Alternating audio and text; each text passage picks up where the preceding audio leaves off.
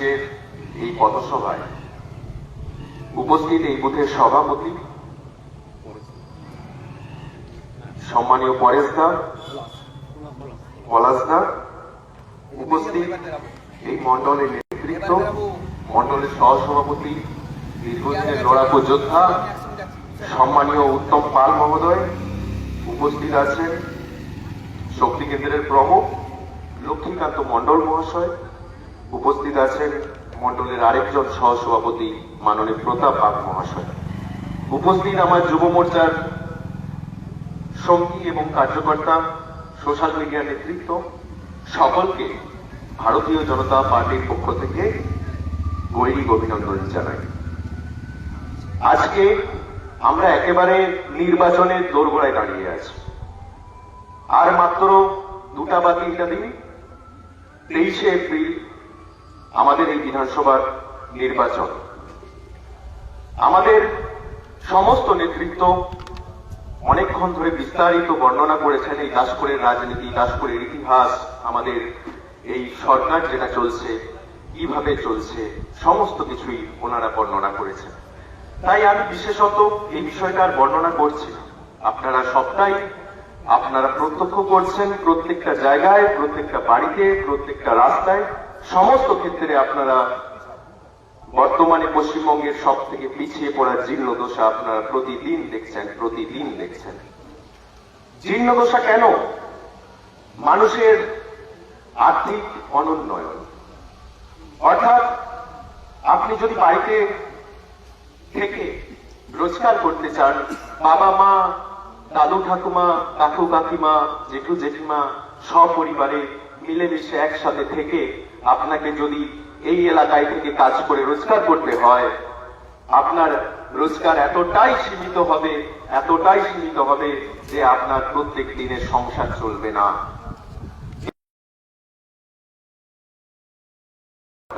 আপনি গুজরাটে চলে যান, একজন মাস গেলে 50-60 হাজার টাকা বেতন পায় যে যোগ্যতা নিয়ে। সেই একই যোগ্যতা নিয়ে যদি কেউ কলকাতায় একটা চাকরি করে, কলকাতায় কোনো কোম্পানিতে কাজ করে, কলকাতায় কোনো সরকারি তো নিয়োগ নেই, ছেড়ে দিন, তার বেতন মাত্র 10,000 টাকা, 5,000 টাকা, 7,000 টাকা। এই পরিস্থিতি একদিনে হয়নি। আমরা আজকে 50টা বছর কেন্দ্রীয় বিরোধী সরকার গড়ার ফলে আজকে আমরা পিছাতে ভারতবর্ষের সব থেকে নিচের সারিতে আমরা এসে ঠেকেছি, যেখানে দাঁড়িয়ে আমাদের পশ্চিমবঙ্গের প্রতিটা মানুষের দেওয়ালে পিঠ ঠেকে গেছে। 1000 টাকা, 1,500 টাকার ভাতা নিয়ে আমাদেরকে ভাবতে হচ্ছে এবং ভাতার বিনিময়ে আমরা বিগত নির্বাচনে ভোটও দিচ্ছি।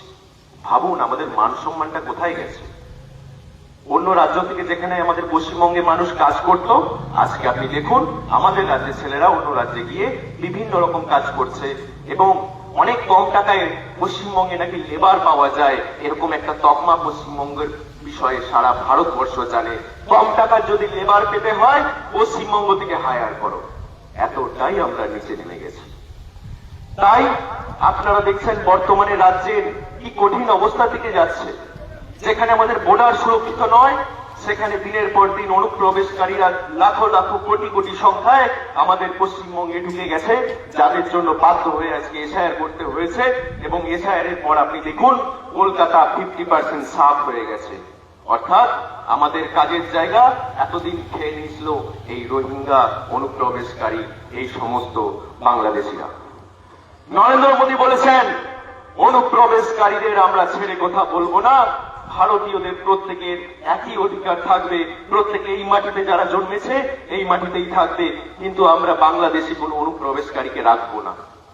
আজকে নরেন্দ্র মোদী, আপনারা নিশ্চয়ই আজকে সবার ভাষণ শুনেছেন, উনি কি বলছেন? পশ্চিমবঙ্গের সমস্ত দুর্নীতিগ্রস্ত চোর ডাকাত, সমস্ত গুন্ডা মস্তান মাফিয়া যারা আছেন, তারা আগামী এই এপ্রিল মাসের মধ্যে থানায় সারেন্ডার করে দিন, কারণ 4 তারিখের পর আপনাদেরকে আর খুঁজে পাওয়া যাবে না। তখন সরকার ভারতীয় জনতা পার্টির, আর এই সরকার আপনাদের ঘরে থাকতে দেবে না, আপনাদের এলাকায় মাফিয়াগিরি করতে দেবে না, আপনাদেরকে এখানে লুট করতে দেবে না, আপনাদেরকে পশ্চিমবঙ্গের মানুষের অধিকার কেড়ে নিতে দেবে না। তার জন্য পরিবর্তন দরকার। আজকে কেন্দ্রীয় সরকার এবং সম্মানীয় অমিত শাহজি আমাদের জেলায় সভা করেছিলেন, সেই সভা থেকে উনি ঘোষণা করেছেন সমস্ত মাকে যারা গর্ভবতী এককালীন 21,000 টাকা প্রদান করা হবে। আজকে উত্তরবঙ্গে এইমস হসপিটাল এবং ক্যান্সারের বিশেষ হসপিটাল চালু করার পরিকল্পনা নিয়েছেন মাননীয় অমিত শাহ। আন্দোলন মধ্যে দাসপুরে কি হবে? দাসপুরে হবে রেলপথ। দাসপুর দিয়ে ঘাটাল দিয়ে আজকে রেলপথে রেল চলবে। আপনি দেখতে পাবেন আর মাসখানেক বা বছর খানেকের মধ্যে রেলের যোগাযোগ শুরু হয়ে গেছে। তাই যদি রেলে চাপতে চান, ভারতীয় জনতা পার্টিকে জয়ী করুন, ভারতীয় জনতা পার্টিকে জয়ী করুন। আজকে দেখুন ঘাটাল মাস্টার প্ল্যানের নামে চারিদিকে মাটি কাটা হচ্ছে, মাটি বিক্রি হচ্ছে। ব্রিজের কাজের নামে চারিদিকে খালগুলোকে বন্ধ করে দেওয়া হয়েছে। আমাদের এখানে সমস্ত বড় চাষ বন্ধ হয়ে গেছে। চাষিদের পেটে লাথি মেরেছে এই তৃণমূলের সরকার।